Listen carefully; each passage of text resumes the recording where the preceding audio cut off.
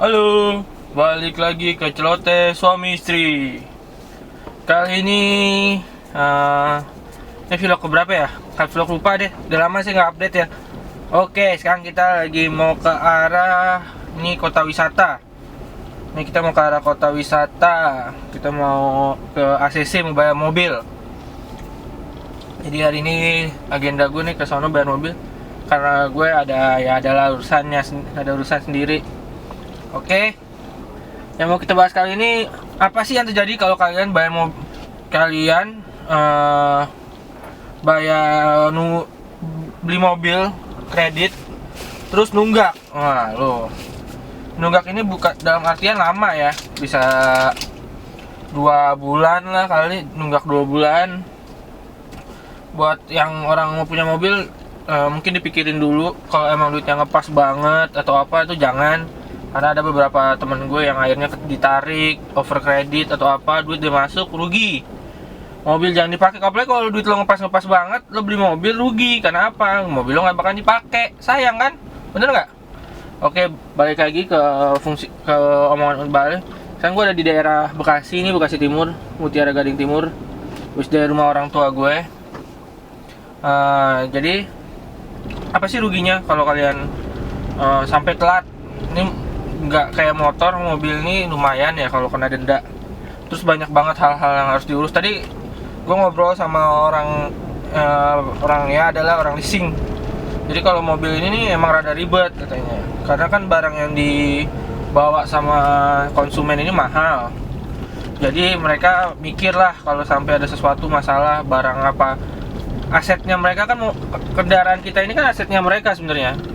Walaupun dibilang kita membawa atas nama kita, tapi kan mereka membiayai. Terus katanya dia sih, tadi gue ngobrol, kalau sampai terjadi keterlambatan lebih baik bilang, lapor, jangan kabur, jangan nggak balas SMS, jangan telepon susah. Emang marah mungkin orang marketingnya atau yang nyamperin itu kesel atau gimana, ya udah terima aja lah, namanya kita ngutang, katanya gitu sih. Tapi kan kita sebagai konsumen kadang-kadang kesel juga ya digituin ya. Ya kita kan kasarnya konsumen ya, ngomongnya santai lah gitu kan. Ya udah deh. Terus jangan pindahkan kendaraan kalian ke tangan ketiga, ke tangan kedua, ketiga, keempat, kelima, terserah. Karena tadi dia lagi kasus juga ke tangan keempat, katanya mobilnya dibawa ormas atau gimana, saya nggak ngerti. Itu kalau kalian pindahin tangan, sampai kendaraan kalian kepindahin tangan, malah kata mereka lebih enak. Karena kalau kendaraan udah pindah tangan, yang megang lagi bukan internal katanya. Maksudnya kalau kalian ngambil di salah satu leasing lah, apalah Arida, CCA atau apa gitu, itu kalau sampai kalian pindah ke tangan ketiga atau tangan kedua, bukan di milik kalian lagi, itu mereka malah pakai eksternal. Itu kalian bisa diberhentiin di jalan karena kalian udah melanggar hukum katanya. Kan di surat perjanjian sudah dituliskan, tapi kenapa dipindah tangan kan? Itu akan jadi masalah ke depannya, masalah yang parah banget katanya. Dan kalau kata dia, kalau kalian sampai begitu ya udah, itu bisa ditekan banget. Dan kalaupun mobilnya dapat, kalau mobilnya nggak dapat kan tetap harus bayar sampai lunas loh. Bahaya banget kan, mobilnya kita nggak pegang, bayar terus, nggak bayar dikejar terus. Kalau kata orang, kita jangan pakai debt collector, katanya dia. Tapi kenyataannya kalau kita nggak pakai debt collector, siapa lagi? Karena debt collector ini memang mereka ada tuh, kata dia bilang mata elang sih katanya, yang di jalanan tuh mata elang. Oh ya tahu gitu kan, ya emang sih. Jadi kalau dia pakai mata elang kayak gitu bahaya katanya, emang diberhentinya nih. Dan sekarang emang sistemnya sama pemerintah dia nggak bisa diputuskan di jalan. Jadi saat mobilnya didapat, itu mobil harus dibawa dulu ke tangan pertama orang yang ngutangnya pertama kali. Nah jadi saat mobilnya didapetin ke tangan yang orang pertama kali ngutang, barulah nanti bisa itu mobil dikembalikan ke pihak leasing. Dan itu pun prosesnya nggak gampang. Dan kalaupun setelah didapatkan dari ke tangan pertama kembali, mobilnya udah dibalikan, andai kata kita niatan, oh sayang juga nih duit dia masuk, ya udahlah gue bayar aja. Kalau dia sampai pihak kedua katanya beda. Sampai pihak yang selanjutnya ini nih, si mata-mata ini nih katanya kalaupun kita mau nebus mobil kita harus nebusnya bayar full sisa pokok hutang semuanya. Kalaupun kita mohon maksimal ini udah katanya maksimal banget, jarang kejadian, ini udah paling maksimal bayar 30%.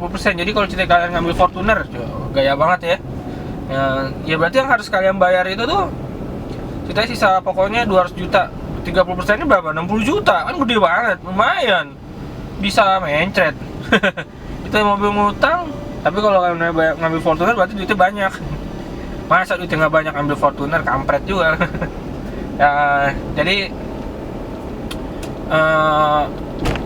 kalau masih masalahnya internal, dia nelpon angkat aja, mereka bisa nolongin. Tapi walaupun kata mereka kita nolongin, kadang-kadang kita dibilangnya, mas kok gitu sih, kan gue udah bayar udah banyak. Dia cerita tadi sama saya, kata dia masalahnya kan, kata dia saya juga pegawai, kata dia. Kalau saya yang punya perusahaan, saya mah udah nggak tega aja, katanya. Saya kan pegawai juga. Kalau saya pegawai juga, saya bisa apa? Saya bilang, oke, nanti saya tolongin. Sampai kantor saya dibentak-bentak, diomelin, kan kesel juga. Yang utang siapa? Saya yang diomelin. Saya bela-belain tuh orang. Kenal juga enggak, saudara bukan, kata dia gitu kan. Nah, makanya dia membantu sewajarnya aja. Tapi kalau emang katanya bosnya udah ngomongnya udah begitu, ya begitu. Dia nggak bisa diganggu-gugat, katanya. Oh, pantes ya. Gimana sih menurut kamu, wajar nggak sih gitu? Kalau pas dengerin dia ngomong, gue mikir iya juga sih. Ya mau gimana lagi, kasihan juga. Terus tadi dia juga lagi kena masalah karena ada orang kredit bis dan orangnya kabur. Wah, bisnya dibawa kabur, parah banget ya. Dan gue baru tahu kredit bis loh, katanya cicilannya 17 juta sebulan. Mantep banget, 17 juta sebulan. Dan orangnya kabur gitu. Ya udahlah, mau gimana lagi tuh. Saya nggak tahu sih, kayak bis kecil atau bis mobil travel, saya nggak ngerti. Ya udah, kalau udah kayak gitu kan mau diapain lagi? Ya dia harus nyari. Dan dia tuh udah nyari, udah kena omel-omel abis katanya. Sekarang dia pihak kantor deh mau pakai pihak ketiga. Kalau saat tadi kalau dia pakai pihak ketiga gitu, kacau udah katanya. Dia nggak bisa ngebantuin. Jadi kalau menurut dia, kalau emang udah nggak ada duitnya, mendingan balikin aja mobilnya. Nanti dibikinnya setelah putus kontrak, jadi nggak ada masalah. Karena kalau dia pakai pihak ketiga gitu kan, jadi perusahaan juga bayar. Jadi nggak mau perusahaan minta bayaran juga katanya ke konsumennya. Nominalnya nggak tahu deh, tapi katanya kalau dia pihak ketiga gitu terus kita mau jemput, kita bayar, kita harus ngasih pihak ketiga juga. Sekecil-kecilnya pun 2.500.000 loh katanya. Kacau nggak? 2.500.000. Dan itu pun saat kita mau ngambil mobil, harus diinepin dulu di ACC-nya. Nggak bisa di ACC, tuh kan ngomong mana CCA atau Dirida ya, jadi ngomong itu udah saya merek, jadi nggak apa-apa, maaf ya. Cuma prosedur kalian biar orang tahu, jadinya nggak masalah ya, Dirida atau CCA. Udah deh, segitu aja dulu. Next time nanti kita bicarakan lagi, mungkin ya yang lain-lain lah. Oke, terima kasih udah yang buat dengerin. Jangan lupa like dan subscribe. Dan jangan lupa share ya ke teman-temannya. Oh iya, kalau emang mau komen di bawah, kita mau ngebahas apa. Dan juga jangan lupa lihat unboxing kita, dan nanti kita akan review game. Ada review game-game, kita review game-game HP sih, Android harian. Mungkin nanti kedepannya akan ada game-game PS4 rencananya. Tapi ya udah deh, segitu aja dulu ya. Selamat siang.